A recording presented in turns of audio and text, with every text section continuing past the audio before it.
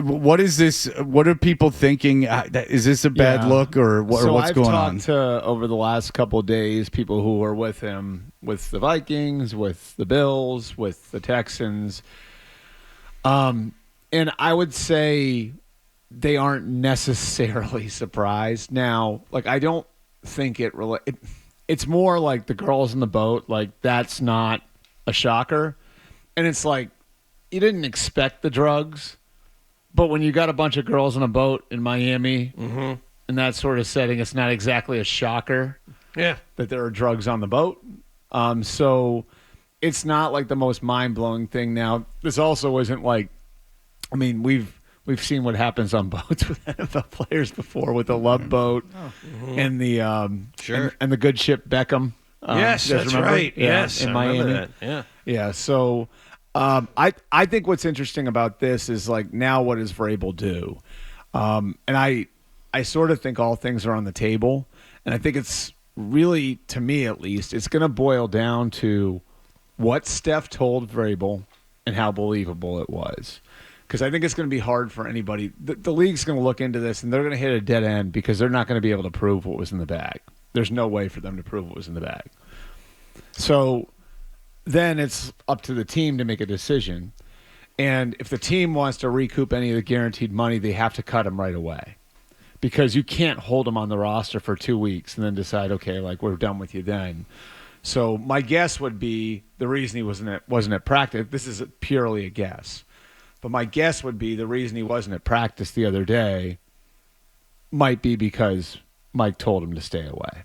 And maybe they're sorting through everything now. Okay.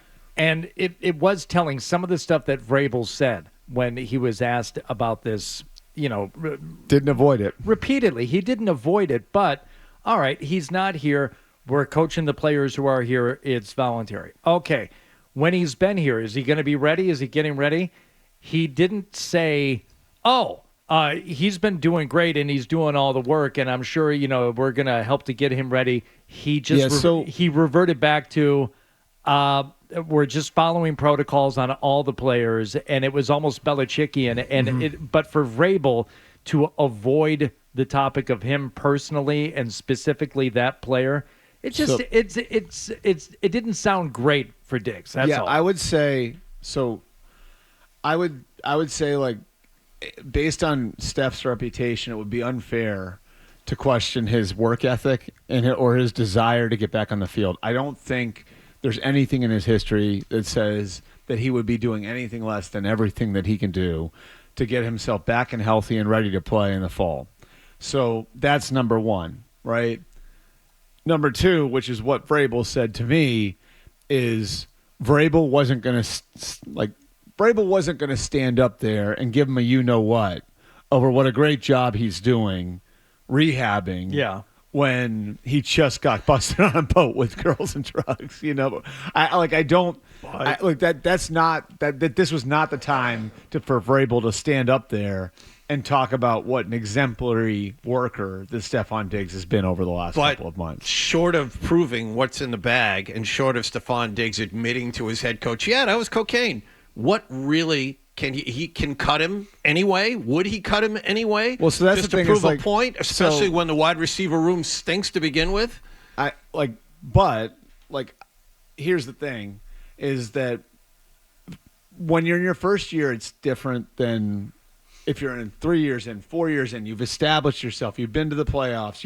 You can take risks. Then you're at a point now where everything you do, the players are watching, and I've said this to you guys a million times. The locker room keeps score. There are standings in the locker room, and those standings are by salary. Those standings, and the young players in your locker room are looking at what you're rewarding and who you're paying and how you're reacting in these sorts of situations, especially when you're a first-year coach. So Mike comes in here, and everybody's watching how they're handling things like this. And if you look over the course of free agency, this was the one dice roll. The rest of them, for the most part, were not. And there's a reason why everyone that they brought in had background with some coach on Mike's staff, whether it was – Milton Williams is the one exception, and he was like an A-plus character guy in Philly, right? Team guy, all that different stuff.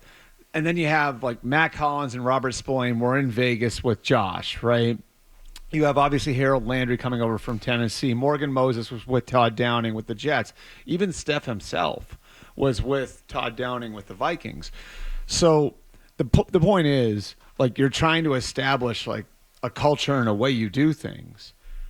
And so this sort of thing can undermine all of that. And so that's what they have to weigh right now. And if Steph falls on the sword and does everything right, then fine.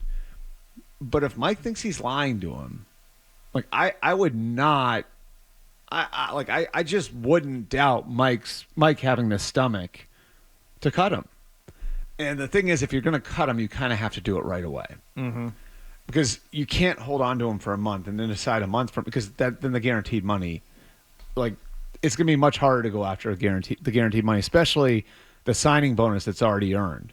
Because if you're going to say to me, you're firing me for cause, but you waited 3 weeks to do it, that you're not going to win that case, you know? Yeah. So if they're going to go back after the $12 million signing bonus that he got, then they'd have to cut him right away, which I think is part of why if you ask him to stay out of practice, that's why you would do it. You know, you would do it because we're considering all of our options. Trying to figure this and thing we don't out. and we don't want to put you on the practice field until we've made a final decision on what we're going to do. So you think there's a chance they cut him? I mean, I don't think it's a great chance, but I'd say it's. I mean, if he lies to Mike, I wouldn't doubt like the.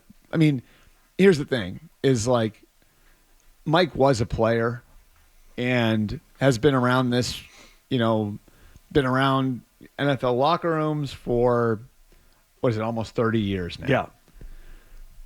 Yeah. I think he's probably got a pretty good sense for if somebody's coming in and lying to him.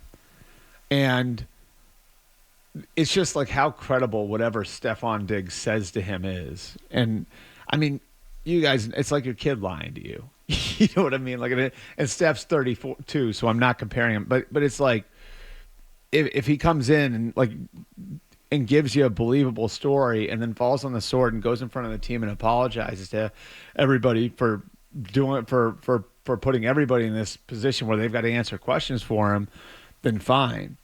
If there's some sort of excuse making or something that's not believable that he's trying to present, that's where I think it's like we can't trust him. Okay, and so lying would be what? Lying would be that what was in the bag, or lying what was in the bag? Yeah, probably would be okay. So the bag is what they would be most concerned about. I mean, like everything else is pretty self-explanatory. Don't you think? Yeah, I just reiterate something I said yesterday. I think it's funny where people were like, "How did you let the girls have cameras?" And I'm like, "Well, first of all, I don't think it was a girl filming it, and second of all, you might as well told everyone just to stop not go on the boat." I mean, the reason everyone's on that boat is to take pictures and to take video and to put it up on their socials of look at what a great time I'm having, including Stefon Diggs, who I know is having a documentary shot about his rehabilitation. Mm-hmm. And that camera shot looked a lot like it could have been from a documentary. The question or the outrage. It was a very clean shot. Very clean shot. And people go on those things to. The reason you go on a boat is not because it's like super fun and look at us, we're on a boat. The reason you go on a boat, especially if you see there's a gaggle of chicks and like just a couple guys, is to film it and go look at what a lifestyle I have. Right. Well, So the question of how do they let this get out there? That's the point. The point is that it gets out there. They got the boat for the point of it getting out there. Yes. That's why. I'm sure now, listen, is this pink bag, maybe Stefon Diggs didn't think it through, but I mean, it is what it is. Or maybe whoever put it up didn't even realize the pink bag was in the shot. I don't know. Or the pink bag is some kind of, clout chasing that, like, look at what we had. Look at how wild the day this was. I mean, the way it's being handled and, like, looked at, it wasn't weed with a lighter. Or it wasn't a weed bag with a lighter. It just wasn't. I'm not saying this is the case. It's not the case with Stefon Diggs, I don't think. But when you talk about the clout chasing thing, I remember having this conversation with Nate Newton when I was covering the Cowboys. And for people who don't know, I don't know if part of our audience doesn't know, Nate Newton was like an all-pro guard for the Cowboys who got in all kinds of trouble. He, I think there were 2 separate occasions that he was, driving, real weight, a ton of drugs across the country. And I remember asking Nate about that. And he grew up in, backwoods Florida. And I remember asking Nate about that. And Nate's a really good guy. And I said, like, why would you do that? Like, you made all this money. You were a Cowboy, and now you're in Dallas. You can, like, those guys can make money. I mean, we've seen it with all of them. Like, if you're a Cowboy and you've won championships, you can make money endlessly for the rest of your life. Why would you do that? And he said, you guys don't understand. He said, the heroes where I grew up, the guys we all looked up to, the guys who were the kings of the neighborhood, they weren't the athletes.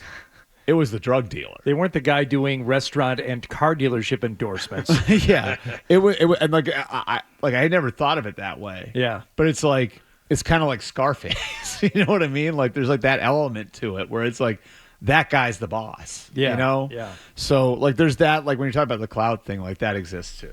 Yeah, I mean, that's what it is. It's cloud chasing. It's look at my lifestyle, look at what I'm doing, all that stuff. If you like that clip, and how could you not? Check out more videos from Toucher and Hardy here. Point slightly up and to the left. For more Patriots analysis and opinion, hit this playlist. Point slightly down and to the left.